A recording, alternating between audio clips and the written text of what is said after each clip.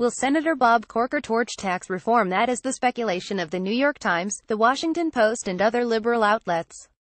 Pundits suggest that Trump's recent Twitter battle with Corker might drive the offended Tennessee senator to vote against the White House's proposed tax package. That says a lot more about Bob Corker than it does about Donald Trump. Just as many think that personal animus against Trump drove John McCain to crush Republicans' efforts to undo Obamacare, notwithstanding the dire healthcare situation in the senator's home state of Arizona. Now many believe that Corker, out of pique, could topple efforts to cut taxes. That would be a staggering defection from earlier campaign promises, and a serious blow to the GOP's pro-worker tax plan. On the campaign trail in 2006, Corker promised to ensure that government works with entrepreneurs and businesses, rather than against them. By reducing the burden of taxation, litigation, and regulation, American entrepreneurs will be better able to create exciting new businesses and good-paying jobs. That was when Corker was first running for office, and still viewed the world from his perspective as a wealthy self-made real estate developer, or, in fact, much like Donald Trump. Indeed, perhaps because of their similar backgrounds, Corker is one of the few legislators reputed to have developed a good relationship with the president. Until now, when his disdain for Trump's muscular and unpredictable foreign policy has driven Corker to much hyped break with the Donald Trump is not the first to fall short of Corker's expectations. He spent the past decade blasting President Obama's lack of leadership, eventually writing an op-ed for the Washington Post entitled "Obama is an Unreliable Ally." In that 2014 piece, Corker wrote about Obama's wavering on Syria, Libya, our tepid response to Russian aggression in Ukraine and elsewhere, concluding, "This U.S. president, despite his bold pronouncements and moral posturing, cannot be counted on." He took Obama to task for issuing plenty of tough statements about Russia, but failing to follow up. In short, he echoed Trump's disdain for Obama's weak-kneed overseas engagements. But now he has shifted gears, alarmed by Trump's bellicose warnings to North Korea and threats to topple the Iran nuclear accord.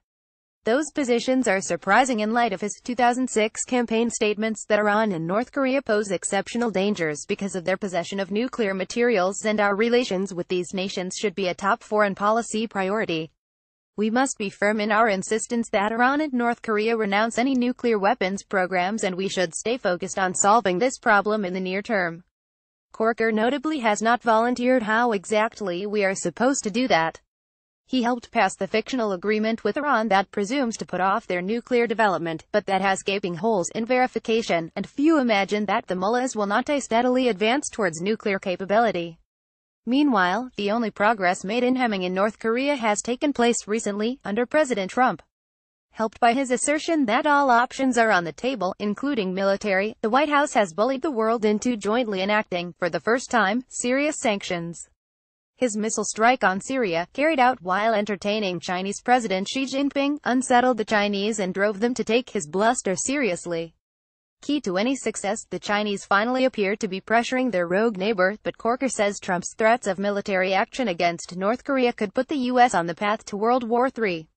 We shall see. In the meantime, Corker's dim view of Trump's aggression towards our enemies and erratic management style should not deter him from voting in favor of much-needed tax reform. Proposals to lighten the tax burden on corporations and small businesses are an important step towards accelerating our growth and creating more jobs. Corker has threatened to block the tax cuts, saying at a budget committee hearing, "Unless it reduces deficits," let me say that one more time, unless it reduces deficits and does not add to deficits with reasonable and responsible growth models, and unless we can make it permanent, I don't have any interest in it.